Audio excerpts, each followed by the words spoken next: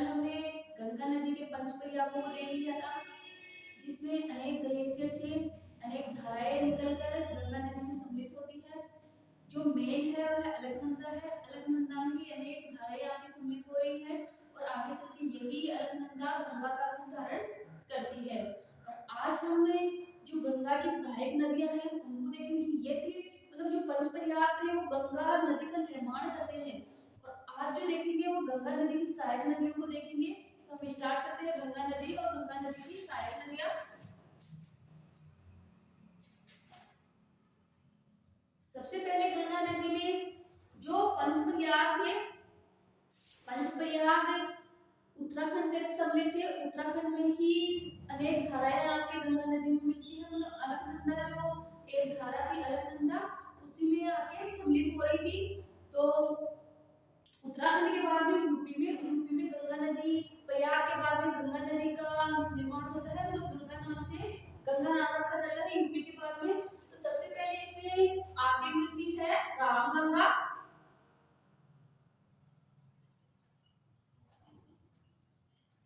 रामगंगा सबसे पहले कौन सम्मिलित होती है? रामगंगा। उसके बाद में होती है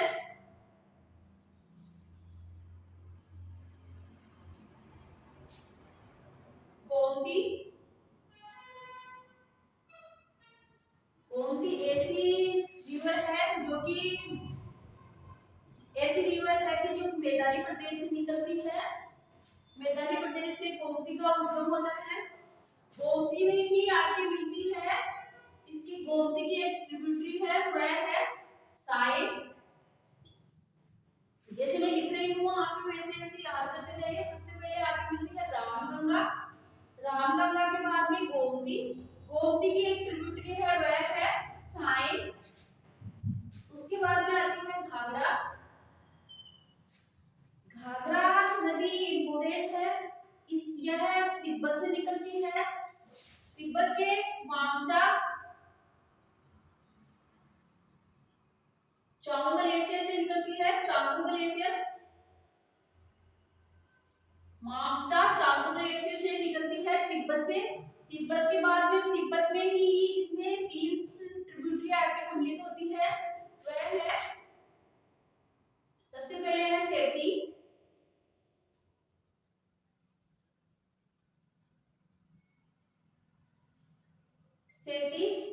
टीला और बेरा। ये नेपाल से भी निकलती है और नेपाल में ही जो घाघरा रिवर है उसमें सम्मिलित होती है। नेपाल में घाघरा रिवर को कर्णाली बोला जाता है। जब तक ये नेपाल में रहती है उसको कर्णाली नाम से बोला जाता है।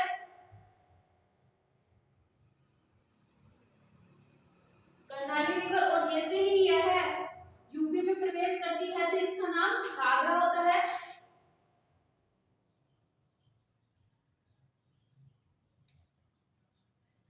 घाघरा रिवर में ही उत्तराखंड से निकल के काली नदी घाघरा में यूपी में सम्मिलित होती है और उत्तर प्रदेश से उत्तराखंड से निकलती है। उत्तराखंड से निकल के कहां पे सम्मिलित होती है? यूपी में। यूपी काली नदी को अनेक नामों से जाना जाता है, जिसमें सबसे पहले है शारदा, फिर आगे चल के सरयू। मतलब गंगाधर ही शक्तिमान है और शक्तिमान ही गंगाधर है। उसी प्रकार से काली नदी, शारदा और सरयू दोनों नामों से इसको जाना जाता है। फिर जो घाघरा रिवर है उसमें नेपाल से एक रिवर आती है राप्ती। रेप्ती रिवर है। रेप्ती रिवर है जो कहां से निकलती है? नेपाल से। नेपाल से निकल के यह यूपी में सम्मिलित हो जाती है। जो गंगा नदी की सहायक नदियां हैं उनका उद्गम स्थल जानने की आवश्यकता नहीं है, क्योंकि इतने डीपली कोई क्वेश्चन नहीं बनाता। बस मेन इंपॉर्टेंट है, जैसे घाघरा है, घाघरा का उद्गम स्थल पता होना चाहिए, क्योंकि एक बार क्वेश्चन बना था कि ऐसी कौन सी 3 नदियां हैं, मतलब रिवर थी उसमें क्वेश्चन में, कौन सी रिवर है जो कि तिब्बत से या अन्य मतलब तिब्बत से या भारत के बाहर से निकलती है? तो उसमें थी सिंधु, सतलज और घाघरा। घाघरा रिवर भी तिब्बत से ही निकलती है और जो ब्रह्मपुत्र रिवर है वह भी तिब्बत से ही निकलती है। तो कौन सी चार रिवर हो गई जो तिब्बत के पठार से निकलती है? सिंधु, सतलज, घाघरा और ब्रह्मपुत्र। उसके बाद में आती है गंडक।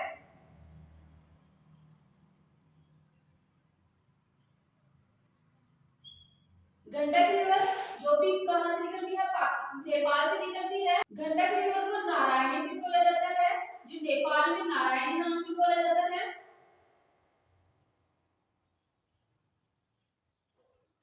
नेपाल में किस नाम से बोला जाता है? नारायणी के नाम से। भारत में गंडक के नाम से बोला जाता है। उसके बाद में आती है बूढ़ी गंडक।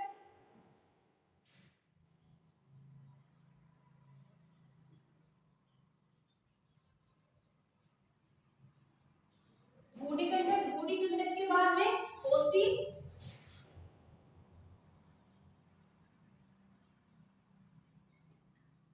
कोसी को नेपाल में अलग अलग नाम से जाना जाता है। नेपाल में इसका नाम है सुनकोसी, अरुणकोसी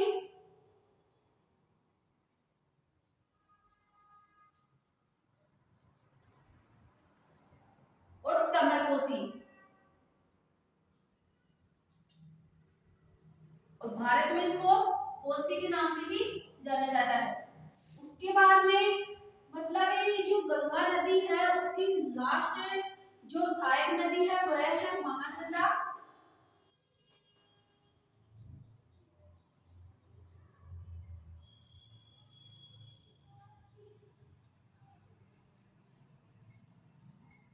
महानंदा जो गंगा की सबसे लास्ट या हिमालय से निकलने वाली सबसे, हिमालय या प्रायद्वीपीय भारत से निकलने वाली सबसे लास्ट की नदी है जो कि गंगा में सम्मिलित होती है।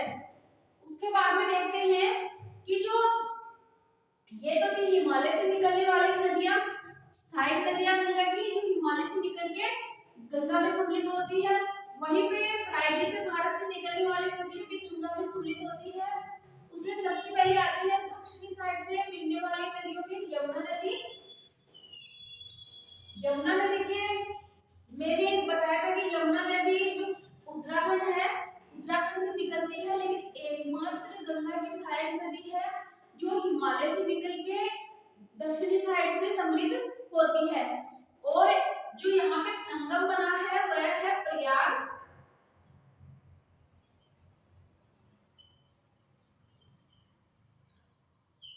प्रयाग जहाँ पे अभी कुंभ का मेला लगा हुआ है। उसके बाद में देखें तो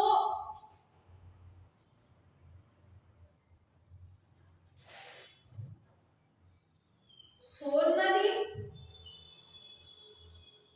और पुनपुन, ये तीन नदियां हैं जो दक्षिणी भारत से मतलब दक्षिणी भारत से गंगा में सम्मिलित होती है। उसके बाद में देखें तो जो यमुना नदी है उसमें भी जो यमुना नदी है उसकी भी अनेक सहायक नदियां हैं। तो सबसे पहले यमुना नदी की सहायक नदियां हैं चंबल,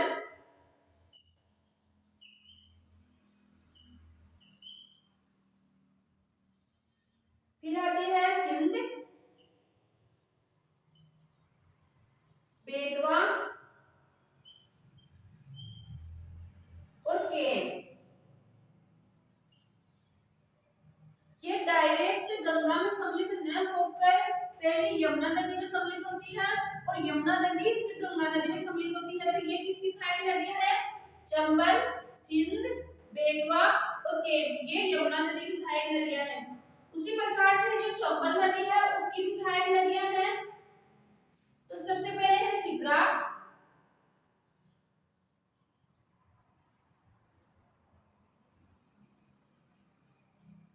सिप्रा, काली सिंध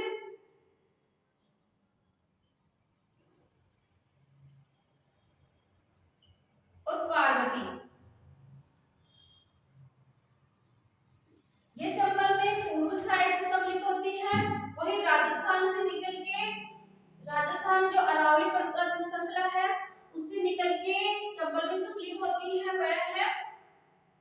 बनास।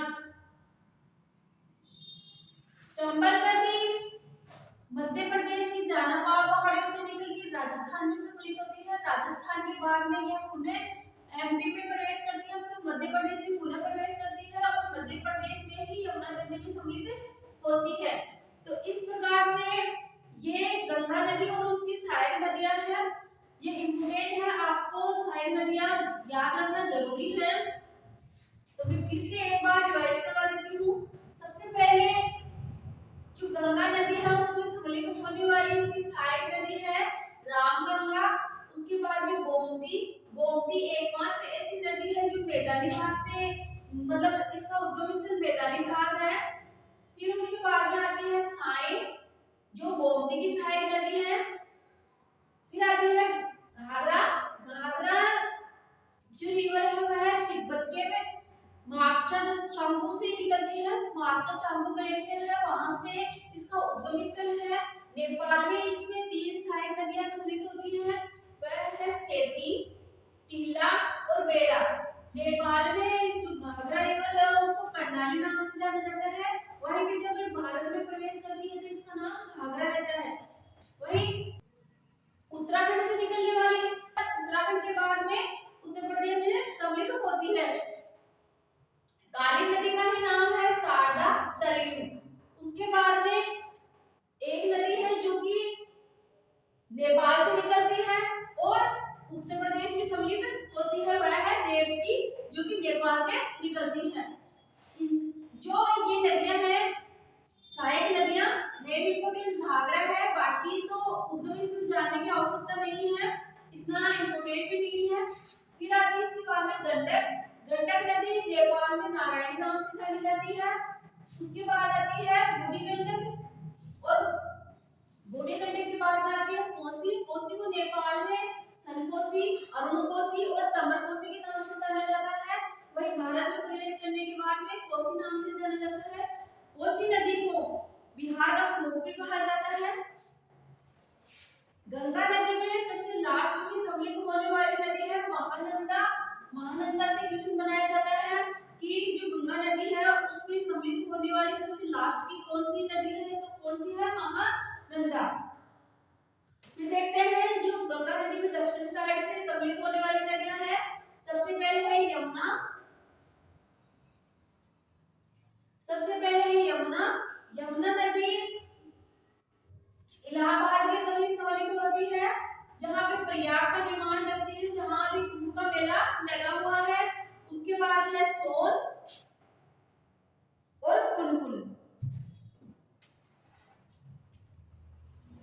जो यमुना नदी है उसमें भी उसकी भी सहायक नदियां हैं, जिसमें सबसे पहले है चंबल, सिंध और बेतवा केन।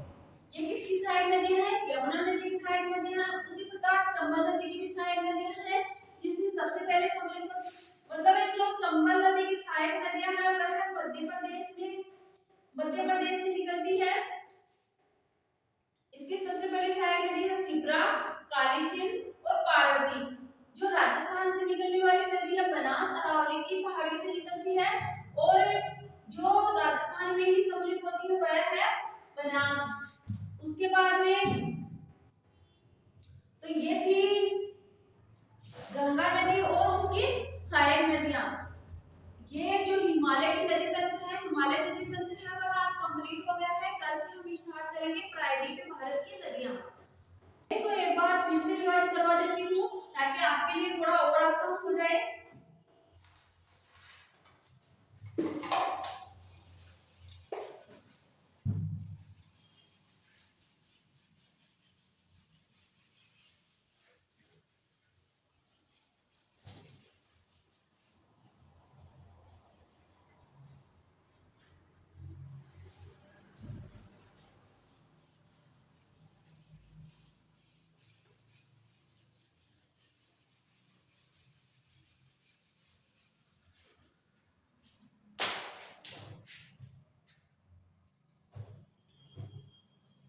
गंगा नदी में सबसे पहले सम्मिलित होती है रामगंगा। उसके बाद में होती है गोमती। गोमती की एक जो सहायक नदी है वह है साइन।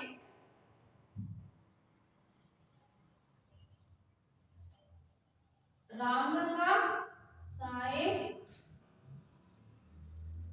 गोमती। जो तिब्बत के मामसा चांगू ग्लेशियर से निकलती है वह है नेपाल में बोला जाता है कर्णाली।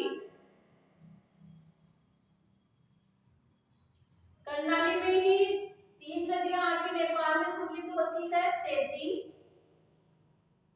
टीला, बेरी।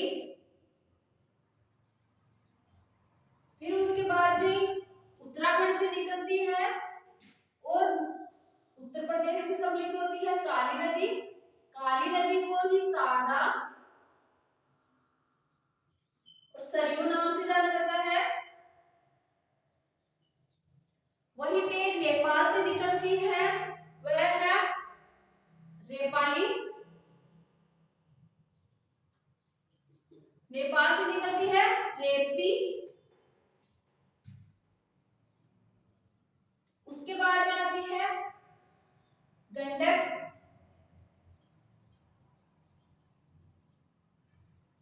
जिसे नेपाल में बोला जाता है नारायणी।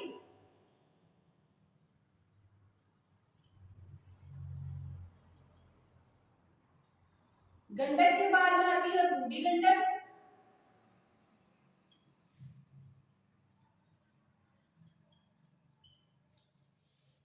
फिर आती है कोसी। कोसी नदी को नेपाल में अनेक नामों से जाना जाता है, उसमें है सनकोसी, अरुण कोसी और तमरकोसी। सबसे लास्ट में गंगा नदी में सम्मिलित होने वाली नदी है महानंदा।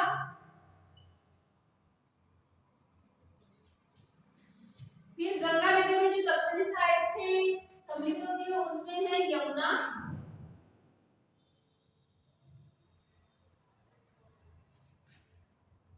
सोन और पुनपुन।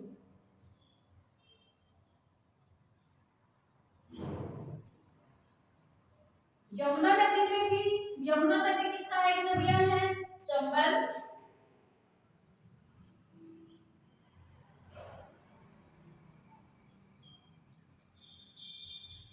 सिंध,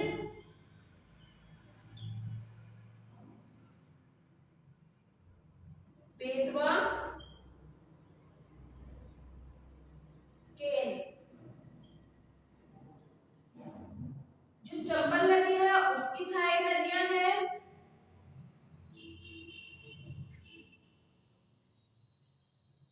सिप्रा, काली सिंध,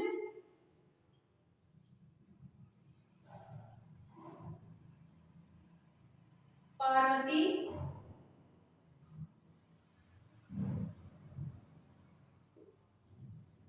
और बनास। इस प्रकार से गंगा नदी, यमुना नदी, चंबल नदी की सहायक नदियां हैं। मतलब पूरा गंगा नदी तंत्र हो गया। और कल देखेंगे प्रायद्वीपीय भारत की नदियां, हिमालय, जो हिमालय की नदियां थी, मतलब हिमालय नदी तंत्र था वो कंप्लीट हो गया। और कल देखेंगे प्रायद्वीपीय भारत की नदियां। तो आप इनको रिवाइज कर लेना और हो सके तो कल की मतलब मैप से ज्यादा करने की कोशिश करना। जो नंबर ना मिले उसको अंडरलाइन कर लेना या फिर अंडरलाइन कर लेना उसको मैप पे और इनको याद करने की कोशिश करना। 1-2 बार रफ में बनाओगे बन जाएगा और याद भी रहेगा लंबे समय तक। ट्रिक की बना के याद रहती है तो आप उससे भी याद कर सकते हो। बाकी अगर बिना ट्रिक करोगे 1-2 बार रफ में मतलब रिवाइज करोगे तो याद हो जाएगी। तो आज के लिए इतना ही।